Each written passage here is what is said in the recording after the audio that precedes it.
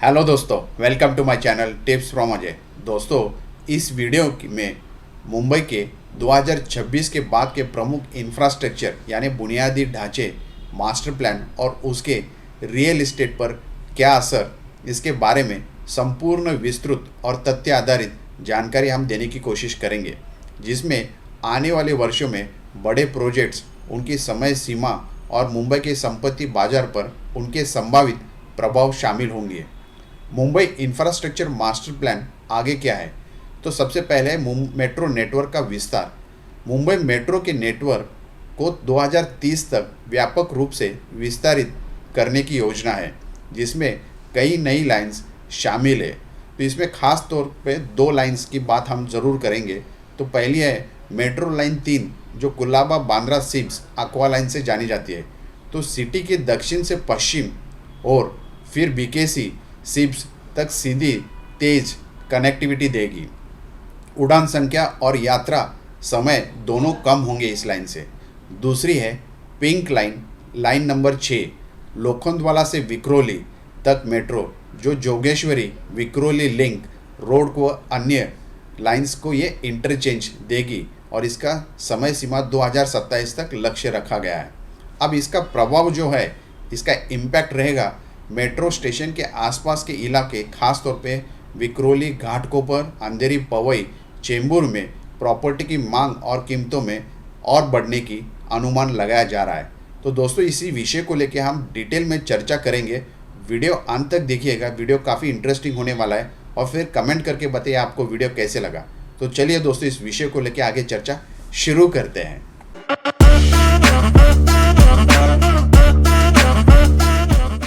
तो दोस्तों, समुद्र और हाईवे कनेक्टिविटी के बारे में हम विस्तृत चर्चा करेंगे। वर्सोवा बांद्रा सी लिंक लगभग 17.17 किलोमीटर लंबा सी लिंक ब्रिज, जो वेस्टर्न एक्सप्रेस हाईवे के ट्रैफिक बोझ को कम करेगा। तो बेसिकली इसका अनुमान 2027 में पूरा होने की योजना रखा गया है। इसका रियल एस्टेट पे क्या असर होगा?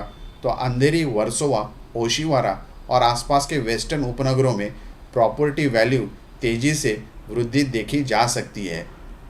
दूसरा है मुंबई कोस्टल रोड प्रोजेक्ट।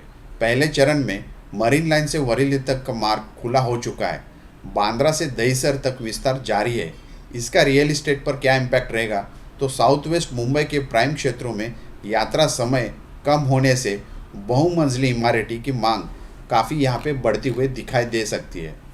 तीसरा जो है पनवेल कर्जत सबअर्बन कॉरिडोर, लगभग 29.6 किलोमीटर लंबा रेल मार्ग, जो पनवेल को कर्जत से जोड़ता है।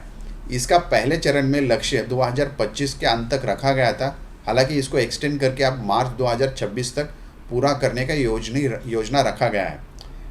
तो इसका इम्पैक्ट क्या होगा रियल एस्टेट पे? तो मुंबई के उपनगरीय रेल प्रणाली को बड़ा विस्तार देगा, खासतौर पे कर्जत, पनवेल, नेरल और रास्ते आवासीय इलाकों को निवेशक के लिए आकर्षक कराएगा। चौथा है कोस्टल एंड वाटरवे प्लान, मतलब बड़ा कनेक्टिविटी विजन रखा गया है। तो महाराष्ट्र सरकार ने ऑपरेशनल वाटरवे नेटवर्क के बारे में भी घोषणा की है, जिसकी मदद से मुंबई महानगरीय क्षेत्र के उपनगरों में खासतौर पे NMI इंटरनेशनल एयरपोर्ट और साउथ मुंबई के समुद्री मार्गों से जोड़ा जाएगा। ट्रैफिक के कम करने के और यातायात समय को घटाने के लिए इसका प्रमुख उद्देश्य रखा गया है।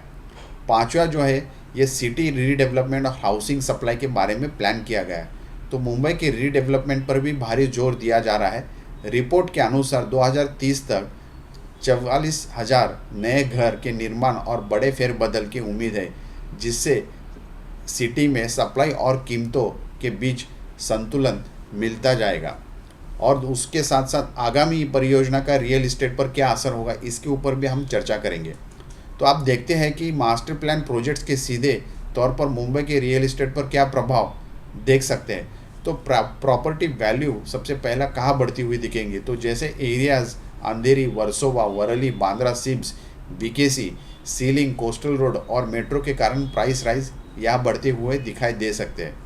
नवी मुंबई उपनगर, खासतौर पे उल्वे, पनवेल, द्रोणागिरी, खारघर, तलोजा के विमान क्षेत्रों में NMIM के एरियाज़ में ये प्रभाव पहले से दिख रहा है और आगे ये बढ़ता जाएगा कंसिस्टेंटली। तीसरा है पनवेल कर्जत रूट के आसपास के जो एरिया है किराया और आवासीय मांग के यहाँ पे भी रेट बढ़ते हुए दिखाई दे सकते हैं। अब देखते हैं कि आवासीय और वाणिज्य विकास खास तौर पे, तो रिहायशी क्षेत्रों में निवेश बढ़ेगा क्योंकि बेहतर कनेक्टिविटी से कामगार दूरी कम होगी।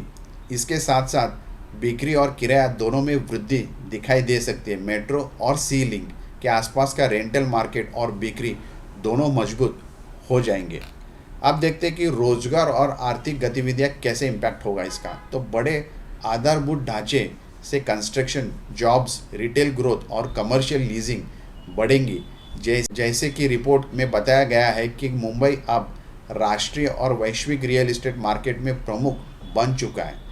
अब 2026 के बाद का जो समग्र परिचय अगर हम देखते हैं 2030 तक, तो उसमें क्या चेंजेस हमें दिखाई दे सकते हैं। तो सबसे पहले अगर हम देखते हैं कनेक्टिविटी के बारे में, तो मुंबई की सार्वजनिक परिवहन प्रणाली जैसे मेट्रो, रेल, सी लिंक, रोड नेटवर्क और वाटरवे 2026 से लेकर 2030 तक एकीकृत रूप से विकसित होने वाली है, जिससे बस, ट्रेन और पानी के रास्ते से यात्रा आसान होगी।